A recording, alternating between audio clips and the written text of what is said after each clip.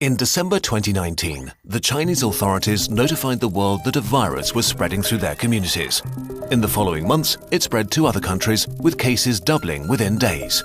This virus is the severe acute respiratory syndrome-related coronavirus 2 that causes the disease called COVID-19 and that everyone simply calls coronavirus.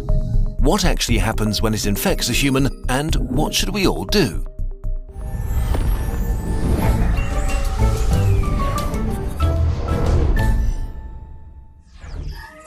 A virus is really just a hull around genetic material and a few proteins, arguably not even a living thing.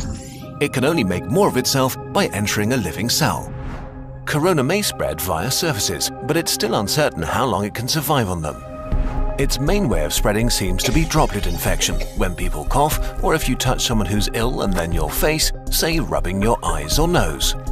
The virus starts its journey here and then hitches a ride as a stowaway deeper into the body. Its destinations are the intestines, the spleen or the lungs, where it can have the most dramatic effect. Even just a few coronaviruses can cause quite a dramatic situation. The lungs are lined with billions of epithelial cells. These are the border cells of your body, lining your organs and mucosa, waiting to be infected. Corona connects to a specific receptor on its victim's membranes to inject its genetic material. The cell, ignorant of what's happening, executes the new instructions, which are pretty simple: copy and reassemble. It fills up with more and more copies of the original virus until it reaches a critical point and receives one final order: self-destruct. The cell sort of melts away, releasing new corona particles, ready to attack more cells. The number of infected cells grows exponentially. After about 10 days, millions of body cells are infected and billions of viruses swarm the lungs. The virus has not caused too much damage yet, but corona is now going to release a real beast on you, your own immune system. The immune system, while there to protect you, can actually be pretty dangerous to yourself and needs tight regulation. And as immune cells pour into the lungs to fight the virus, corona infects some of them and creates confusion. Cells have neither ears nor eyes. They communicate mostly via tiny information proteins called cytokines. Nearly every important immune reaction is controlled by them. Corona causes infected immune cells to overreact and yell bloody murder. In a sense, it puts the immune system into a fighting frenzy and sends way more soldiers than it should, wasting its resources and causing damage. Two kinds of cells in particular wreak havoc. First, neutrophils, which are great at killing stuff, including ourselves.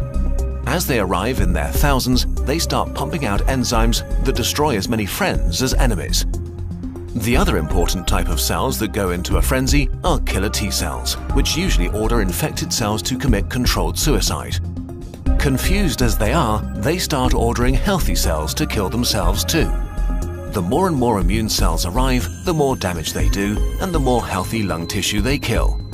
This might get so bad that it can cause permanent, irreversible damage that leads to lifelong disabilities. In most cases, the immune system slowly regains control. It kills the infected cells, intercepts the viruses trying to infect new ones, and cleans up the battlefield. Recovery begins. The majority of people infected by corona will get through it with relatively mild symptoms. But many cases become severe or even critical.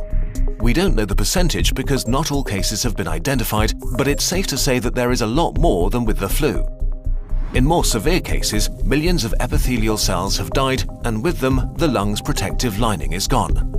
That means that the alveoli, tiny air sacs via which breathing occurs, can be infected by bacteria that aren't usually a big problem. Patients get pneumonia, respiration becomes hard or even fails, and patients need ventilators to survive. The immune system has fought at full capacity for weeks and made millions of antiviral weapons. And as thousands of bacteria rapidly multiply, it is overwhelmed. They enter the blood and overrun the body. If this happens, death is very likely. The coronavirus is often compared to the flu, but actually, it's much more dangerous. While the exact death rate is hard to pin down during an ongoing pandemic, we know for sure that it's much more contagious and spreads faster than the flu. There are two futures for a pandemic like corona: fast and slow. Which future we will see depends on how we all react to it in the early days of the outbreak. A fast pandemic will be horrible and cost many lives. A slow pandemic will not be remembered by the history books. The worst-case scenario for a fast pandemic begins with a very rapid rate of infection because there are no countermeasures in place to slow it down. Why is this so bad? In a fast pandemic, many people get sick at the same time. If the numbers get too large, healthcare systems become unable to handle it. There aren't enough resources like medical staff or equipment like ventilators left to help everybody. People will die untreated. And as more healthcare workers get sick themselves, the capacity of healthcare systems falls even further. If this becomes the case, then horrible decisions will have to be made about who gets to live and who doesn't.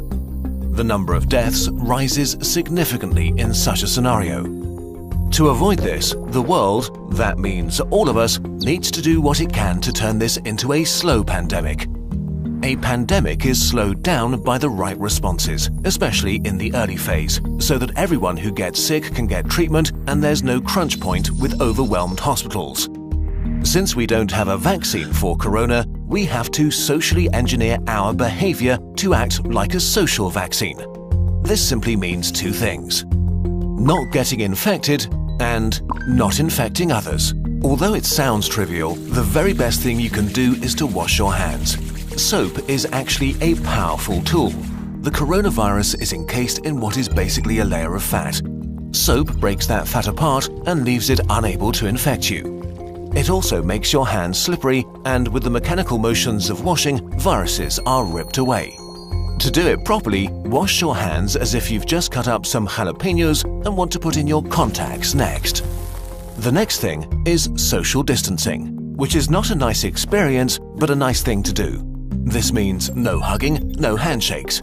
If you can stay at home to protect those who need to be out for society to function, from doctors to cashiers or police officers.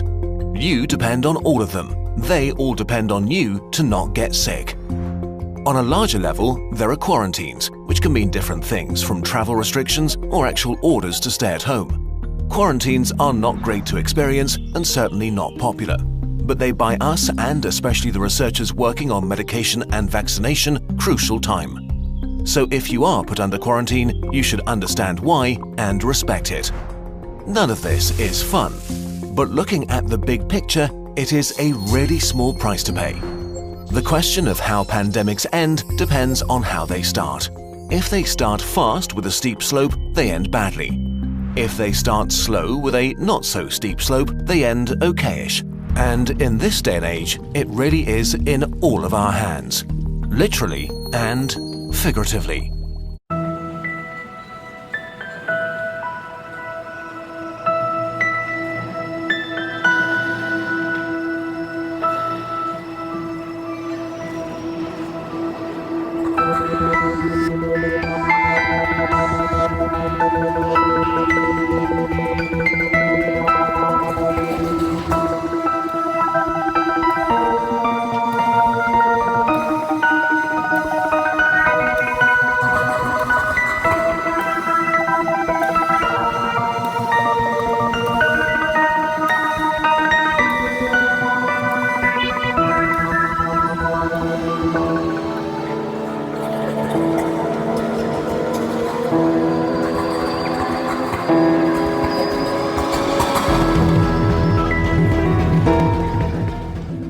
An important message for all of you, especially if you live in a country that is right now facing the new coronavirus.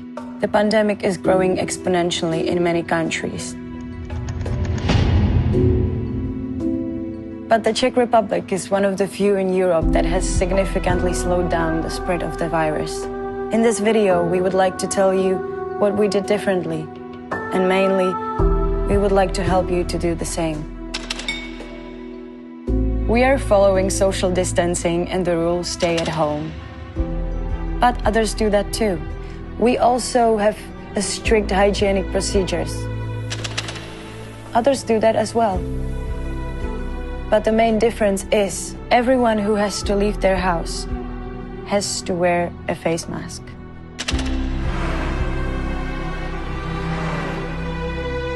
Everyone.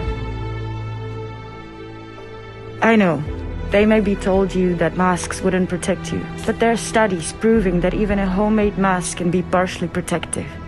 Partially. Any protection is essential today. But now the more important thing. Masks fundamentally prevent the transmission from you to others by sneezing, coughing, but also breathing. And many people are the most contagious before they start showing symptoms. So, when we both have a face mask, I protect you, you protect me, and we are both safe. Based on recent data, we know that population-wide use of masks is essential for suppression of the outbreak.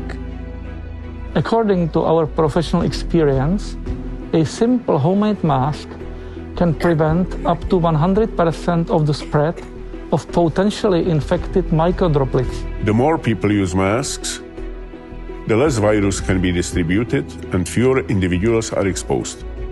Just a few days ago, people were laughing at those who wore masks. But some people knew about this positive effect and started to share this information across social media. The message grew fast through artists, influencers, and others. I know, face masks aren't in stores, right? But something incredible happened. People started making homemade masks and giving them to others for free.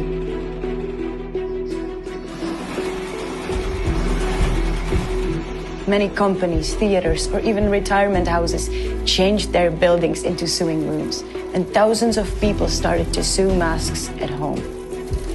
So we know that face masks work, and it has been repeatedly confirmed by scientists.